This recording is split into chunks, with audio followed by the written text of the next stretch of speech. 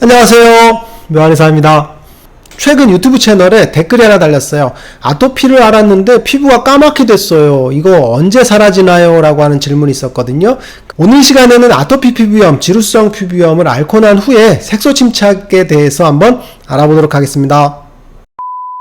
영상을 만들기 위해서 많은 노력을 하고 있어요. 구독과 좋아요 부탁드리겠습니다.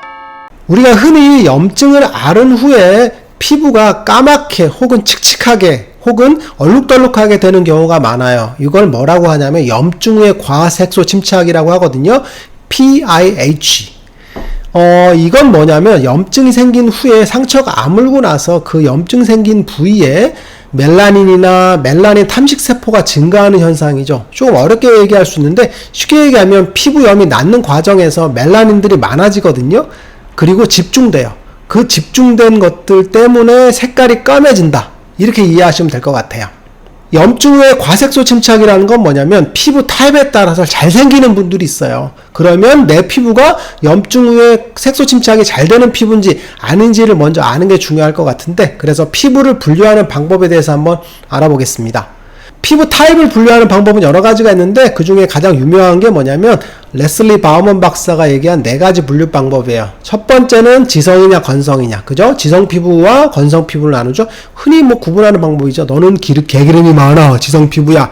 그리고 너는 너무 건조해요 라고 하는 거죠. 그래서 지성과 건성. 나이가 먹으면서 이제 건성으로 많이 바뀌게 되겠죠. 그 다음에 이제 나온 게 민감성이냐 저항성이냐는 건데, 저항성 피부는 뭐냐면 쉽게 얘기하면 피부가 좋게 타고나는 거예요. 뭐를 발라도 피부가 뒤집어지지 않아. 나는 화장품 아무거나 발라도 뒤집어지지 않는 피부야. 천하무적 좋은 피부. 그죠? 피부가 사실 좋은 분들은 대부분 저항성 피부거든요. 근데 민감성 피부는 이제 피부가 여러 가지 트러블이 생기는 경우인데 4가지로 나누죠. 첫 번째는 여드름성, 아크네 타입이라고 하는데 폐쇄면포가 잘 생기는 거죠. 뭔가를 좀 발랐더니 여드름이 막 나. 이거 사실 여드름성 피부거든요. 그래서 여드름 타입. 두 번째는 로사세아 타입이라고 해서 주사 피부거든요. 피부가 약간 따끔따끔거리면서 쉽게 붉어지는 피부라고 볼 수 있어요. 그죠? 장미증이라고 하는 홍조형으로 잘 생기는 그런 타입. 그리고 따가움 타입이라고 했어요. 스팅잉 타입이라고 해서 따가움 타입. 뭔가를 발랐더니 피부가 따가워져. 이런 피부염들이 있어요. 그래서 화장품을 발랐더니 따끔따끔해. 이런 것들은 따가움 타입. 그리고 4번째는 알러지 타입이죠. 뭔가를 발랐더니 접촉성 피부염 같이 막 자꾸 뭐가 구진이 돋아나고 붉어지고 가려워져. 이게 알러지 타입이죠. 그래서 피부가 민감한 건 4가지로 구분할 수 있어요. 이게 아닌 건 저항성 피부. 피부가 좋은 거죠. 그 다음에 이제 주름형, 탱탱형이라고 하는데 그죠? 쉽게 얘기하면 동안, 그죠? 노안 구분하는데, 동안 피부는 피부가 탱탱한 게 동안 피부고, 피부가 주름지고 쭈글쭈글한 건 이제 노안이라고 하죠. 동안과 노안을 구분할 때는 탱글탱글 주름형 이렇게 구분할 수 있어요. 그리고 나오는 게 뭐냐면 색소성, 비색소성이에요. 피그멘티드, non-pigmented라고 하는데 색소성 피부와 비색소성 피부가 있어요.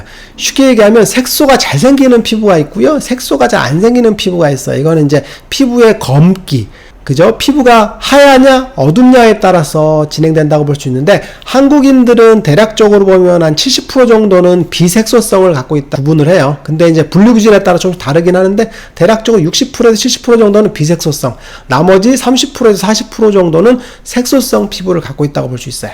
그래서 한국인은 건성이 53% 정도, 민감성이 69% 정도, 비색소성이 68% 정도, 탱탱이 68% 정도로 한국인은 대략적으로 보면 피부가 좋은 편에 속하는 그런 그룹에 속한다고 볼 수 있어요. 그래서 한국인은 대략적으로 비색소성이 60%에서 한 70% 정도는 비색소성이고 나머지 30%에서 40% 정도는 색소성 피부라고 볼 수 있을 것 같아요. 그리고 색소성 피부만을 또 분류하는 스케일이 있어요. 분류 기준이 있거든요. 피츠패트릭 피부 유형이라고 해서 1단계부터 6단계까지 피부를 밝은 피부에서부터 어두운 피부로 구분하는 거거든요. 이게 바로 색소성과 비색소성을 구분하는 보다 좋은 분류 기준이라고 볼 수 있는데, 1단계 피부는 뭐냐면 피부가 자외선에 노출됐어. 그러면 화상만 입어요. 색소 침착은 안 생기고.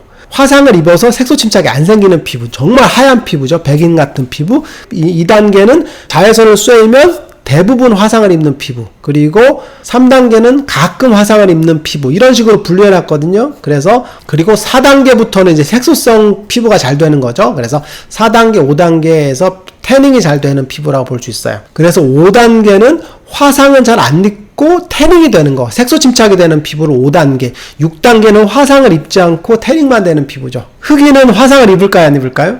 흑인은 사실은 햇빛을 오래 쐬도 화상을 입지 않아요. 흑인은 태닝만 돼요. 근데 흑인이니까 검은 피부잖아요. 그래서 태닝을 해도 검은 피부니까 사실은 멜라닌만 증가하지 화상을 잘 입지 않아요. 그래서 흑인은 화상이 없어요. 근데 백인들은 좀만 있어도 얼굴이 붉어지죠. 그래서 화상을 잘 입는다고 볼 수 있을 것 같아요. 한국인 같은 경우는 피츠패트리 유형으로 따지면 3형에 해당되는 게 48% 정도 되고요. 4형에 해당되는 게 22%, 5형에 해당되는 게 12% 정도라고 볼 수 있어요. 그러면 색소 침착이 잘 되는 4형, 5형은 대략 40% 정도라고 볼 수 있겠죠. 그래서 40% 정도 환자분들은 색소 침착이 잘 되는 형태예요. 그래서 외상을 입거나 레이저를 하거나 아니면은 필링 같은 거, 이런 거, 스크럽 같은 걸 과도하게 하거나 아니면 피부염을 앓거나 그러면 색소 침착이 잘 되는 유형이라고 볼 수 있어요. 그러면 우리가 화상을 입거나 혹은 레이저를 하거나 필링을 하거나 그러면 피부가 손상을 받죠? 아니면 아토피나 지루성 피부염이 생기게 되면 피부가 또 염증에 의해서 손상을 받아요. 그러면 색소 침착이 되는 기전을 간단하게 살펴보면 피부에 염증이 생깁니다. 그러면 기저층에 있는 멜라닌 세포의 활성도가 증가를 해요. 그러면 그 증가를 하면서 그게 표피층에 축적이 되거든요. 그게 바로 표피형 색소 침착이라고 볼 수 있고, 그게 표피에 있는 그런 멜라닌들이 그게 염증이 심해지게 되면 그 염증이 밑으로 내려가요. 그러면서 진피층으로 멜라닌들이 떨어지거든요. 그래서 진피층에 멜라닌이 축적되는 진피형 색소 침착이 있어요. 그래서 색소 침착은 표피형이 있고 진피형이 있고 혼합형이 있거든요. 근데 대부분 피부 질환에 의한 색소 침착은 표피형이죠. 표피의 염증 반응에 의해서 생기는 게 피부 질환이잖아요. 그래서 표피의 염증 반응에 의해서 멜라닌의 활성도가 증가하고 그게 표피층에 멜라닌과 멜라닌 탐식세포들이 침착이 많이 되죠. 그래서 피부염을 앓고 나면 피부가 칙칙하고 까뭇까뭇한 게 표피형이라고 볼 수 있어요.